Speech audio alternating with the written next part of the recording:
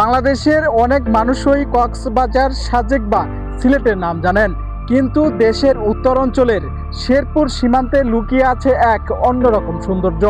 গারো পাহাড়। এই এই পাহাড় শুধু একটি ভ্রমণস্থল নয়, এটি একটি জীবন্ত পরিবেশ ব্যবস্থা।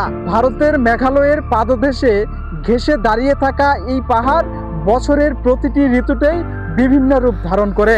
বর্ষায় পাহাড় সবুজে ঢেকে যায়, শীতে কুয়াশা থাকে সাদা চাদরের মতো জড়িয়ে রাখে, আর ভোরের সৌন্দর্য পাহাড়ের গায়ে পড়লে পুরো এলাকা যেন সোনালি আলোয় ভরে ওঠে।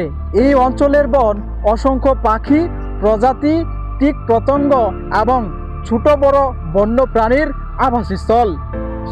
পাহাড়ের গাছ শুধু ছায়া দেয় না, বর্ষার পানি ধরে রাখে, মাটির ক্ষয় কমায় এবং স্থানীয় জলবায়ুর ভারসাম্য রক্ষা করে।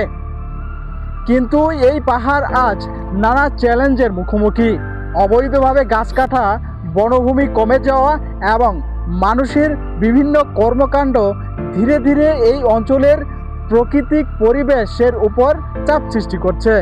একটি পাহাড় ধ্বংস হওয়া মানে শুধু একটি উঁচু ভূমি হারানো নয়, এর সঙ্গে হারিয়ে যায় শত শত উদ্ভিদ, অসংখ্য প্রাণীর আবাস আর একটি অঞ্চলের প্রাকৃতিক ভারসাম্য।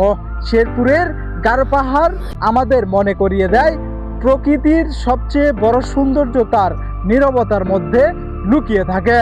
এই নীরবতাকে বাঁচিয়ে রাখা আমাদের দায়িত্ব।